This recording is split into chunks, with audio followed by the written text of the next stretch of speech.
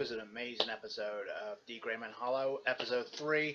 This is the anime review. So, this episode could be something to different topics. A lot went down in this episode.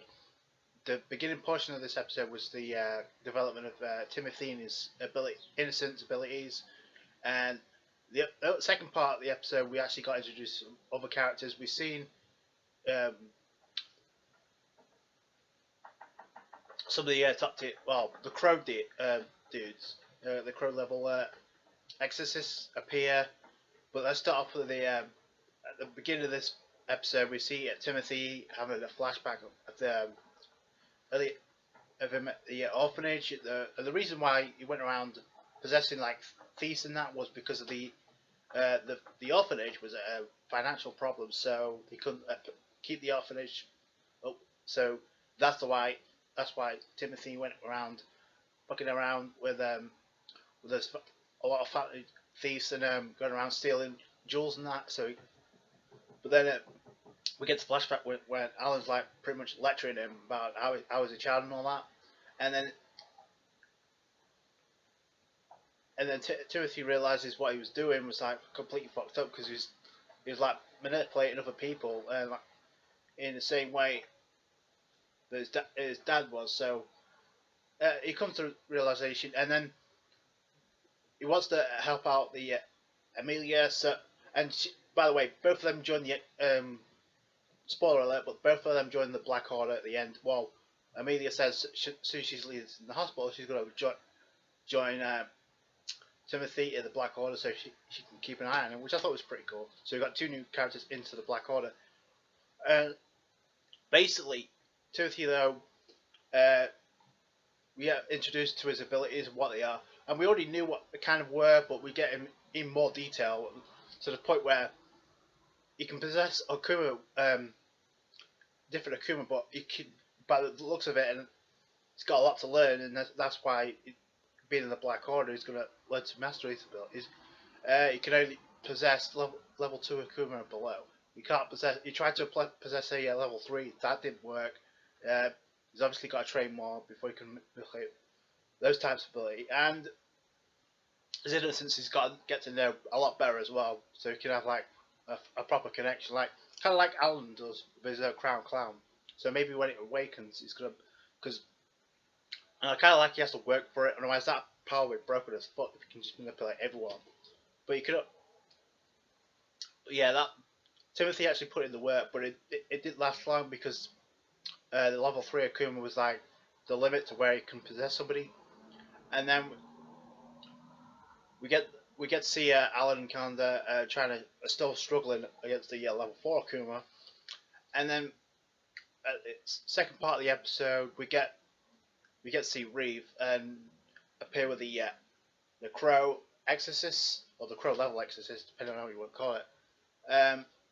They show up, and Madara, I believe it is the character that went through that barrier like it was nothing. We saw the blonde chick as well. I don't think we got introduced to who she was, but obviously top tier dudes, even though they're at Crow level, and Hallow actually puts in the work. He puts up the barrier so Timothy doesn't get blasted by the Akuma, and then out of nowhere in comes Madara like a boss, blocks that attack with one hand.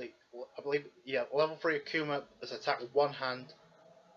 He's got like a portal like innocence ability, I'm assuming, because he blocks it with one hand, and then you see the level 3 Akuma like pretty much absorbed into the portal or something, so he can manipulate portals from his hand, and he can actually manipulate portals anyway, because he went through that barrier like it was time warping, so that's kind of cool.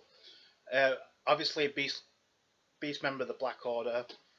I actually thought it was Kami at one point, because he's got a similar hairstyle, but his hair colour reminds me of Lena Lee, so I don't know if he's got any kind of connection or whether or not it's just a coincidence. But that being said, oh my god of the episode was definitely the fight between Alan and Kanda versus the level 4 Akuma. Now here's the thing, Alan was like struggling at first, but once it's like he got his ass into gear, he did something real cool, and I don't think he's done. Yeah, I could be wrong, but I don't think he's done this yet. Where he got pinned against the wall, and then or before he gets pinned against the wall, he does something cool. he uses some type of Jedi-like ability where he somehow brings the sword, crown and sword to him, where he stabs not only the level 4 Kuma but himself, but he went and messed up because he thought he wouldn't get hurt because he didn't have any evil in him. But no, because we all know that the 14th Noah is currently trying to possess his memories, so that fucked him up.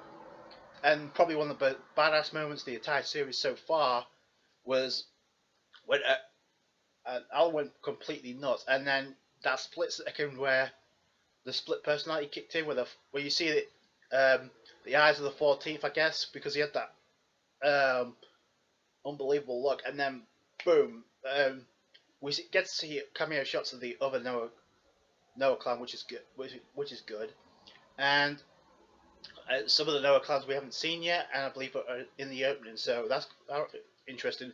Apparently, some of them were eavesdropping as well, so the Millennium Earl's going to get word of this, and then shit's really going to hit the fan. But then, Alan, and then you see Kanda come in and say, "Hey, Bean Sprout," and then you see both of them slash the level 4 Kuma. That was probably the most sickest part of the episode. I don't mean sick and bad. I mean it was sick and cool, because that was, I gotta give the Anime Studio props to that one. But yeah, a well done episode. Different portions of this episode, different parts of this episode are the reason why I like the Gray Man in the first place. Again, I don't know what everybody's problem is about the art and animation. It's not for everyone. You can't please everybody, but you have to give credit. This was a well done episode. I don't know if this gets anything out in the manga. I don't really care, but because to me it's what the Gray Man is about. So to me that's all you can ask. And I don't know if there was something on Anime News Network how they're gonna incorporate 40 chapters into 13 episodes. So whether or not they actually do that, but I don't know if they're trying to catch up. I don't really. Again, I'm not a manga reader, and I really don't care anyway. So I'm gonna just enjoy the Gray Man for what it is. And this was probably one of the better episodes we've seen. With this, it's only going to get better from here, but let me know what you guys think down below. That's going to do this review. Like it if you did appreciate that. Comment, rate, subscribe. Catch you guys later. Bye.